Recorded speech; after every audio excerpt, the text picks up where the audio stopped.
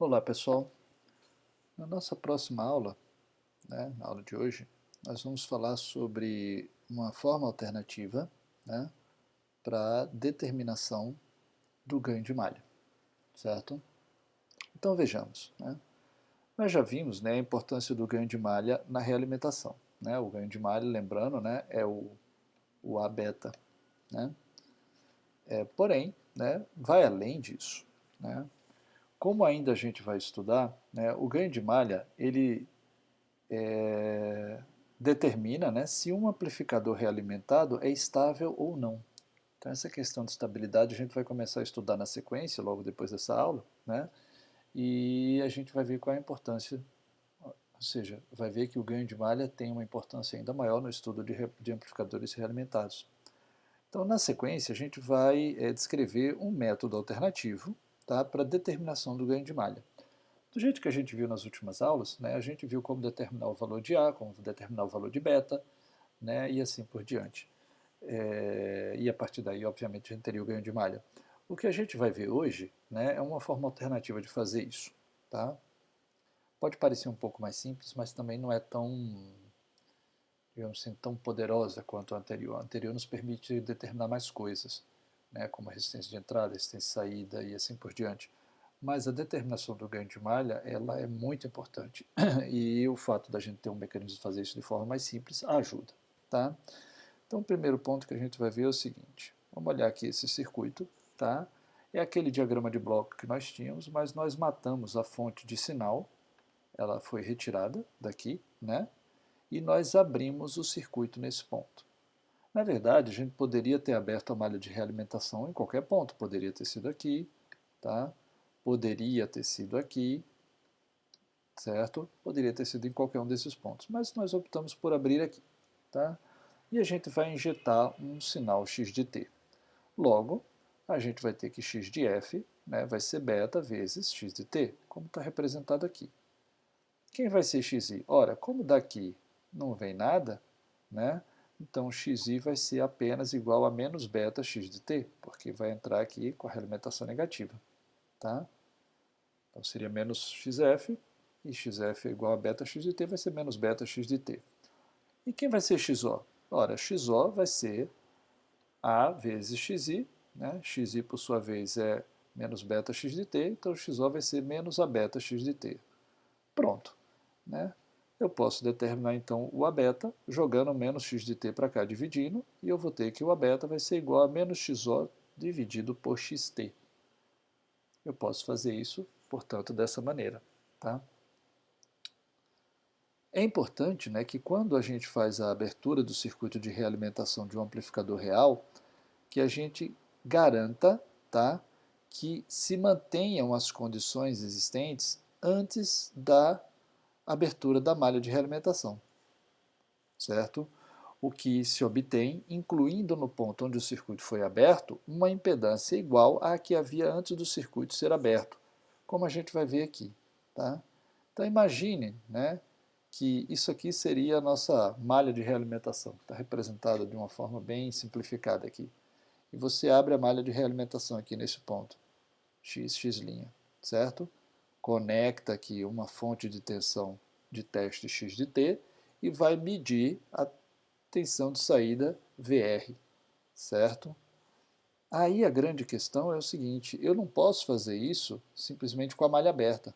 Eu preciso conectar entre os terminais da malha uma impedância equivalente, que era aquela mesma impedância que eu enxergava por aqui quando a malha estava fechada. Certo? Então vejam que aqui eu tenho Z de T e esse é o mesmo Z de T aqui. Então nessas condições, o valor de A beta, que é o ganho de malha, vai ser igual a menos VR, certo? Dividido por VT, sendo que VR é a tensão medida aqui e o VT é a tensão conectada aqui nesse ponto. Uma forma alternativa de fazermos isso, que dispensa a necessidade de avaliarmos quem é a impedância que eu tenho enxergando aqui, essa impedância aqui, uma forma de evitar ter que determinar essa impedância, fazer esse processo em duas partes. Primeiro a gente vai determinar quem é a tensão do circuito aberto, vai determinar quem é a função de transferência do circuito aberto, TOC. Tá? Como é que a gente faz isso? A gente conecta a mesma fonte V de T e mede aqui em malha aberta, veja, sem conectar nada, uma tensão chamada de VOC, OC para Open Circuit, né? E a gente vai determinar o TOC, né, como sendo o VOC dividido pelo VT. Na sequência, a gente vai agora aplicar uma fonte de corrente de teste, tá? Uma fonte de corrente de teste, certo? Só um segundo, tem um erro aqui no desenho, só um instante. Pronto, corrigido. Na verdade, o erro não é no desenho, né? O desenho está correto, tá? O que a gente vai conectar aqui, né, eu me confundi, é uma fonte de corrente de teste e de T. E aqui, dando um curto no lugar onde a malha foi aberta, né, a gente vai medir a corrente de curto-circuito. E a partir disso a gente vai determinar a função de transferência de curto-circuito, que vai ser dada por essa corrente de curto-circuito aqui na saída, dividido pela corrente de teste conectado no lugar onde o circuito foi aberto. Tá? A partir daí a gente pode determinar quem é o ganho de malha por essa expressão aqui. Tá?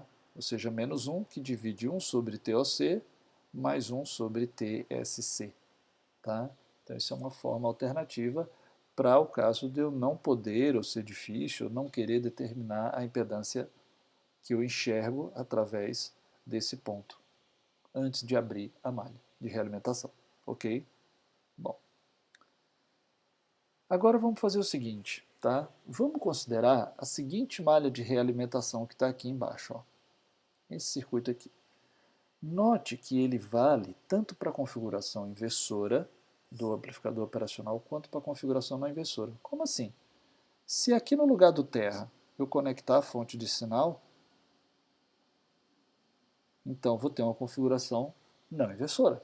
Aí alguém poderia dizer, e esse resistor R que está aqui? Não tem o menor problema, a impedância de entrada não é praticamente infinita, não vai passar corrente por ele, e tanto faz eu ter esse resistor como não ter esse resistor. O ganho vai ser R2 sobre R1 mais 1.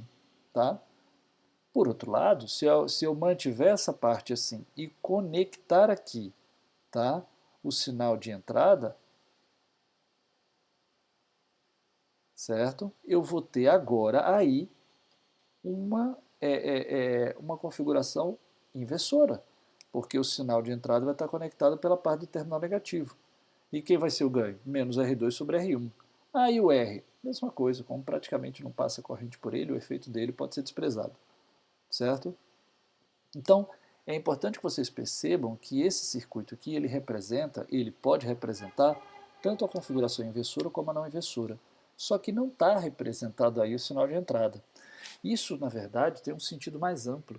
Isso significa, né, que essa malha aqui, ela serve para análise da estabilidade, tanto se eu optar por implementar uma configuração inversora, como se eu optar por implementar uma configuração não inversora. Né? Os polos, que é o que determina a estabilidade do circuito, eles não dependem do local onde o sinal de entrada é conectado. Eles dependem apenas do circuito em si, certo? O que vai mudar, a depender de onde eu conecto o sinal de entrada, são os zeros de transmissão, mas os polos não. Tá? Então, para fins de análise de estabilidade, que depende dos polos apenas, se eles estão no semiplano esquerdo, né, basta eu saber a malha de realimentação qual é. Eu não preciso saber onde está conectado o sinal de entrada. Então, isso me faz, muitas vezes, que a análise da estabilidade de uma malha de realimentação me permita determinar a estabilidade de uma coleção de circuitos que podem ser obtidos a partir daquela única malha de realimentação, apenas mudando o ponto de conexão do sinal de entrada, certo? Bom, dito isso, vamos agora tentar implementar essa ideia de abrir a malha de realimentação num ponto para poder verificar qual é o ganho de malha, que foi o método que a gente descreveu de forma simbólica acima. Vamos ver com um circuito real. Tá? E é bom que é um circuito bem concreto de uma coisa que a gente usa muito. Né? Então, a primeira coisa que a gente vai fazer é abrir a malha de realimentação. Tá? Aqui está representado esse circuito aqui.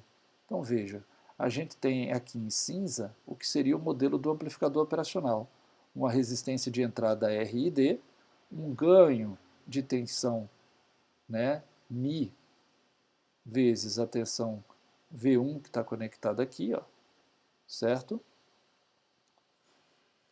Na verdade, acho que é VT, é que a letra está pequena, minha vista está me enganando, certo? E aqui a gente tem uma resistência de saída RO, tá?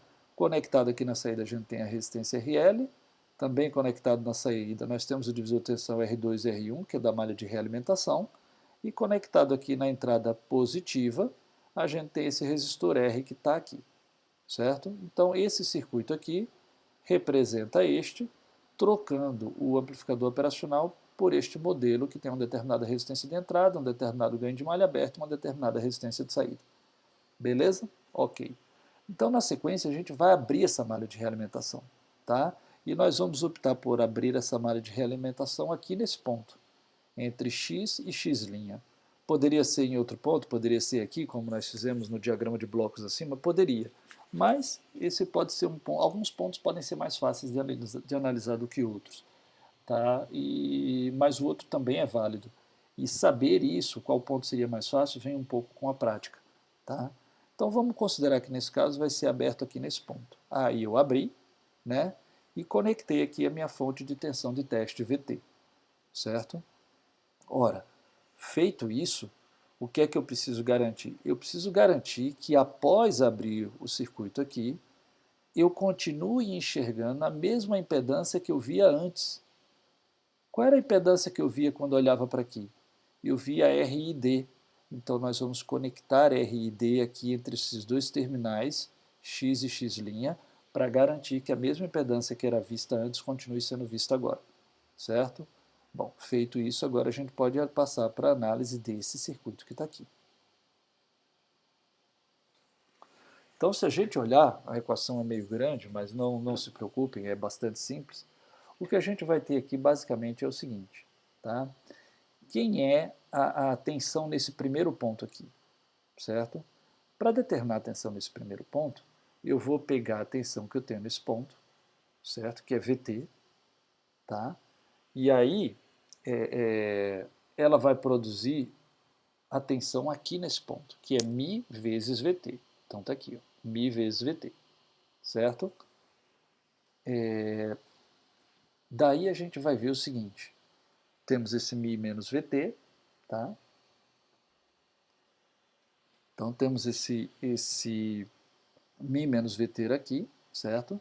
E aí a gente vai chegar nessa primeira expressão aqui, que é um primeiro divisor de tensão. Vamos ver quem que nós temos, ó. Nós temos RL em paralelo com isso aqui. O que é isso aqui? É isso aqui. A gente está querendo ver quem é a tensão nesse ponto em função da tensão μ vezes VT. Quem é a tensão nesse ponto? Vai ser RL, tá aqui, que está em paralelo com o que eu tiver daqui para frente. E o que é que eu tenho daqui para frente? Eu tenho R2, tá aqui, em série com R1, em paralelo com RID mais R. Então R2 em série com R1, em paralelo com RID mais R. Tá? Então esse termo aparece aqui em cima e aparece igualzinho aqui embaixo, só que aqui embaixo eu somo mais o RO para poder calcular o divisor de tensão para saber a tensão nesse primeiro ponto em função dessa tensão aqui. Ok? Próximo passo. Agora nós já sabemos quem é a tensão aqui nesse ponto. Precisamos então determinar a tensão nesse ponto a partir da tensão nesse ponto. Como é que a gente vai fazer isso? Vai ser a tensão em cima de R1, em paralelo com RID mais R. Então eu tenho aqui R1 em paralelo com RID mais R, mais esse mesmo termo que está aqui, ó, somado com R2. Então agora eu tenho a tensão nesse ponto aqui. Por último, eu preciso da tensão aqui em cima de RID. Então vai ser RID, eu tenho a tensão aqui, né, nesse ponto. Então como é que eu determino a tensão em cima de RID? Vai ser RID dividido por RID mais R. Tá? E por que tem um sinal de negativo? Porque se vocês virem bem, a tensão aqui nesse ponto teria mais e menos aqui. Tá? Só que a tensão daqui para lá vai ter uma polaridade invertida. Porque olha aqui, quem que está nesse ponto aqui, ó, é o mais, o menos está aqui embaixo. No entanto, para VR, quem está ligado nesse ponto é o menos. Então, como aqui eu tenho mais, menos e aqui eu tenho menos, mais, então eu compatibilizo isso introduzindo esse sinal de menos aqui na frente. Por último, para determinar o A beta, eu preciso fazer menos VR sobre VT, como a gente viu aqui, né? Menos VR sobre VT, né?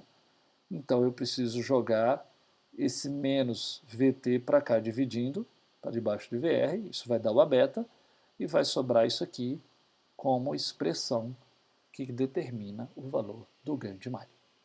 Certo?